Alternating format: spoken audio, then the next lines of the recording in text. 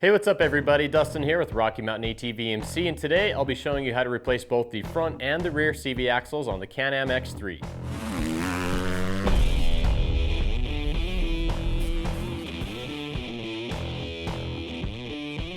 The CV axles are what transfer the power that's made from our engine to the wheels, and they are very strong considering that they experience a lot of load and torque. However, they can break, and if they do, knowing how to replace them can save you a lot of time and money down the road. So today we're going to show you how to swap out the axles on a 2017 Can-Am Maverick X3. To do this job, you're just going to need a few basic hand tools. So here we've got our breaker bar, torque wrench, 3/8" drive ratchet, and you may or may not need a pry bar. Then we've got a soft faced hammer, some open-ended wrenches, sockets, as well as some dikes, needle nose pliers, rags, rubber gloves, and safety glasses. You will want to have some contact cleaner as well as some XPS synthetic grease or some anti-seize. You can use either one. You will want to have a replacement axle for the axle you're replacing, and then you will want to pick up some replacement hardware that Can-Am recommends that we replace some of these fasteners upon reassembly. To begin, start by placing the vehicle into four-wheel drive, then place it into park. Next, you can safely elevate your machine until the wheels are off of the ground. Next, remove the front tire.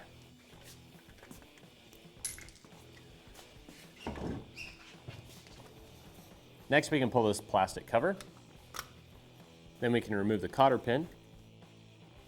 Then to remove the hub nut, you will want to have someone press and hold the brakes while you remove the nut and washer.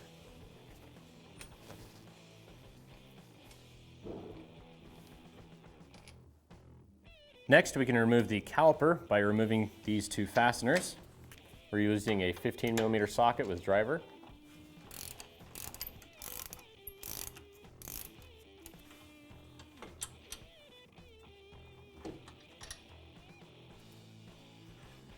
Once the caliper has been removed, you will want to secure it to the upper A-arm.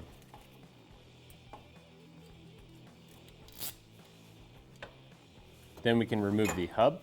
Next, we need to disconnect the lower A-arm from the knuckle. To do that, we're going to be removing this fastener here. For this, we'll be using a 15mm end wrench and a 15mm socket with driver.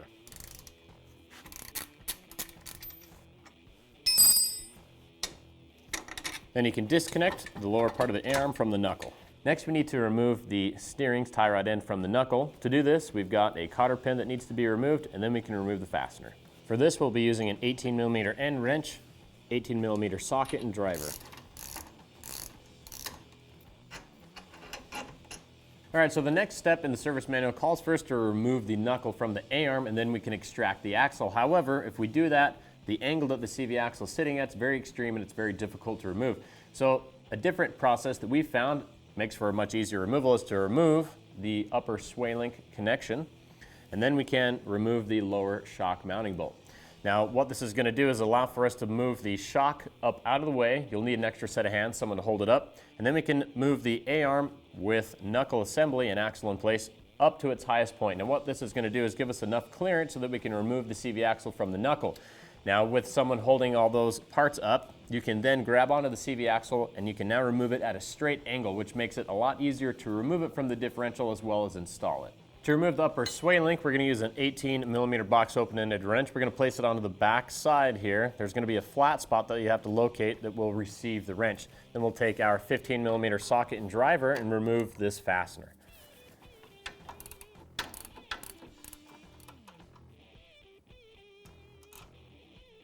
Then we can back out the sway link connector, just like that.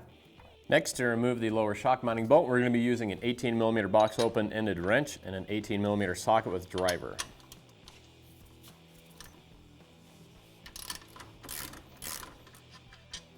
So once you've got your extra set of hands, we can go ahead and remove the bottom of the shock's mounting bolt. Bring in your extra set of hands, have them hold the shock up out of the way. Then we're going to lift the A-arm with the CV axle and knuckle. We're going to lift it to its highest point, and it should give us enough clearance to remove our CV axle from the knuckle. Now, once we've got it to this point, we've got a nice straight plane that we can pull the axle from the differential housing. So give it a few good tugs and it should come free. Next, we can take some contact cleaner and we're going to clean around the seal face right here on the differential. Be sure not to get any of the contact cleaner inside. Wipe it clean with a rag. And then we can grease the inboard side of our new axle's splines before we install it. Once the inboard side's splines have been greased, we can then place it into the differential housing. Be careful not to damage the seal as you insert it into the differential housing. Rotate a few times to line up with the splines. Once you're lined up, you can then drive the axle into place. Before we insert the axle into the knuckle, we're going to clean it up at the wheel bearing with some contact cleaner and a rag. Now we can take our newly installed axle. We're going to lift up on the upper A-arm and the knuckle. We can slide the axle into the knuckle. We're going to bring it down just like this. Then we can lower our shock into position and reconnect it to the upper A-arm. Once you've got the bolt installed, reinstall the nut, torque it to 77 foot-pounds. Now Can-Am does recommend that when you reinstall this assembly or put it back together to replace this with a new nut. Next we can reconnect our sway bar link that is located right here. Install the washer and the nut. Now again, Can-Am does recommend that we replace this nut with a new one upon reassembly. And we're going to torque this fastener to 52 foot-pounds. Next, we can reconnect the steering's tie rod to the knuckle, insert the bolt, thread on the nut, and torque to 77 foot-pounds. Keep in mind that Can-Am recommends that you replace this nut with a new one upon reassembly. Install a new cotter pin and secure it. Before reinstalling the hub assembly, be sure to clean the inner and outer diameter with some contact cleaner. Then we can lubricate the outer diameter as well as the inner diameter with some XPS synthetic grease. Next, reconnect the lower A-arm to the bottom of the knuckle. Insert the fastener, thread on the nut, and torque to 35 foot-pounds. Keep in mind that Can-Am does recommend, when reassembling this, to replace the nut with a new one. Then we can install the hub into the knuckle. Now, if you've got the hub seated all the way against the knuckle but are having a hard time getting these threads to come outward, we're going to temporarily reinstall just the castellated nut, just a couple threads. Then we can take a pry bar. We're going to lever off of the hub and press against the nut here so that we can pull the axle into the splines of the hub. Next, we can remove the caliper from the upper A-arm and we can install it onto our rotor. Then we can thread in our new fasteners. We'll be torquing these to 37 foot-pounds.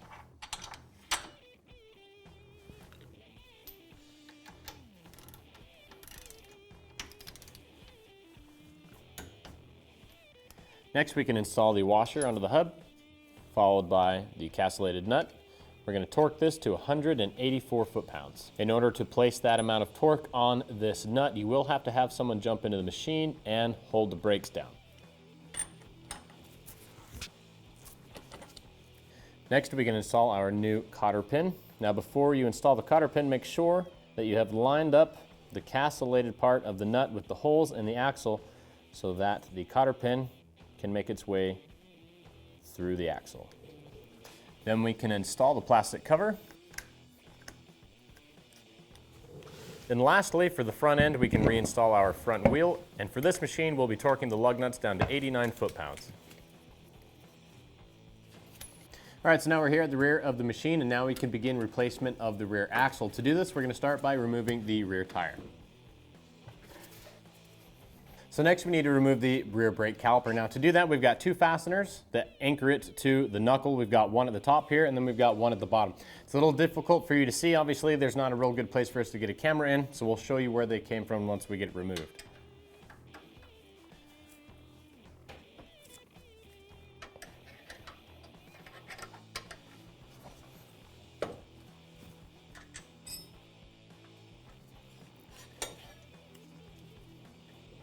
So this is the location that these two fasteners have been removed from. So once you get the caliper removed from the rotor and knuckle, you'll want to secure it to a safe place so that it's not hanging from the brake line.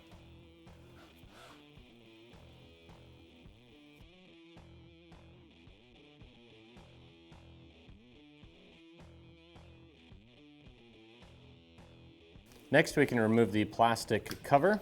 Then we can remove the cotter pin. Then remove the castellated nut. For this, we'll be using a 30mm socket with breaker bar.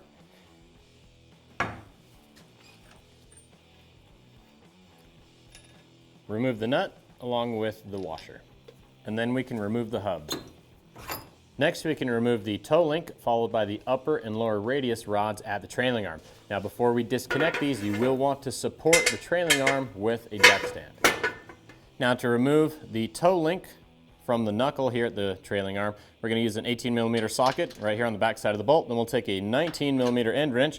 We're going to place it inside of the knuckle just behind the outboard side of the rear axle.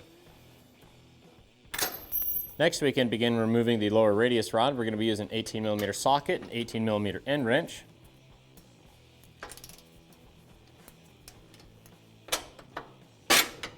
Then remove the upper radius rod, 18mm socket and 18mm end wrench.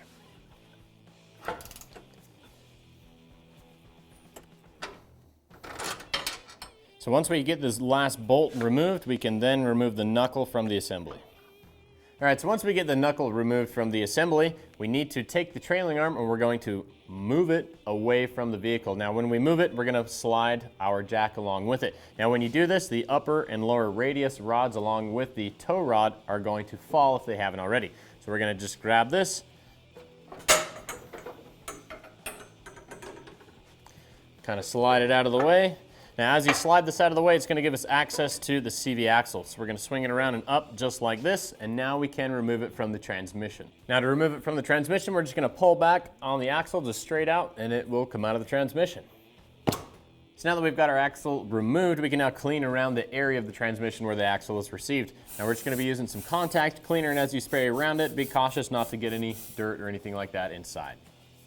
Now, before we install our new axle, make sure that you fit the O-ring that goes on the inboard side to the axle, and then we can lubricate the splines here with our XPS synthetic grease or some anti-seize, and then we can place it into our transmission. Make sure to lubricate the O-ring as well. When you're positioning the axle into the transmission, when you set it inside of there, you may need to rotate it just slightly to line up the splines, and then you're going to force it into the transmission housing. Now, if that's a little difficult for you, you can take a rubber mallet and strike the outboard side of the axle to set it into position. So now we can move the radius rod out and slide the axle so that it's in this general area. We're going to slide the trailing arm with our jack in towards its original position. Now, when you're doing this, you're going to have to make some adjustments to where your radius rods and your toe link all attach right here. Once we get these set, we can grab our knuckle and we can slide it over our axle and then get our radius rods and toe link fitted up. Before we install the knuckle, you'll want to spray it down with some contact cleaner and just kind of clean out this inner diameter right here where the axle is going to be fitted through. And then something to note, at the top side of the knuckle, it's going to have an arrow with the letters top indicating that this will be the top side. So just make sure that you're aware of that before you install this.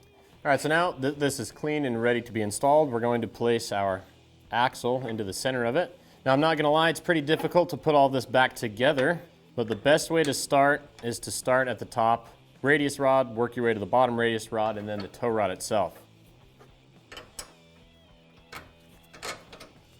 Then we're just going to loosely thread the top nut on. Don't torque it down just yet. So now that we've got the top one on, we can now work on getting the bottom one fitted. Again, just lightly thread the nut onto the bolt.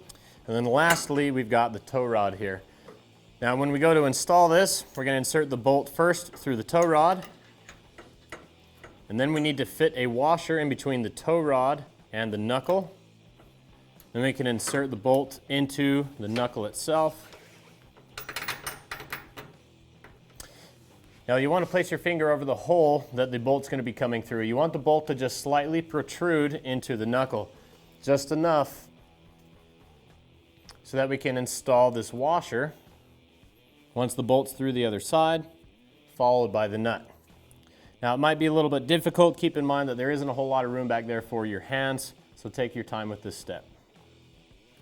All right, so now we can torque our upper and lower radius rods along with the toe rod to 77 foot-pounds. Now, keep in mind that Can-Am does recommend that we replace the nuts with new ones upon reassembling these parts. Next, before we install the hub here, we're going to clean this area off, the outer and inner diameter, with some contact cleaner, then wipe it clean with a rag. Now once this is nice and clean, we're going to apply some XPS synthetic grease to the outer diameter as well as the inner diameter on the splines. Now we can install the hub onto our axle and knuckle assembly. All right, so once we get that seated against the knuckle, we can now install our caliper. Now once you've got the caliper mounted to the rotor, you are going to want to install new bolts. Now once these fasteners are installed, you will want to torque them to 37 foot-pounds.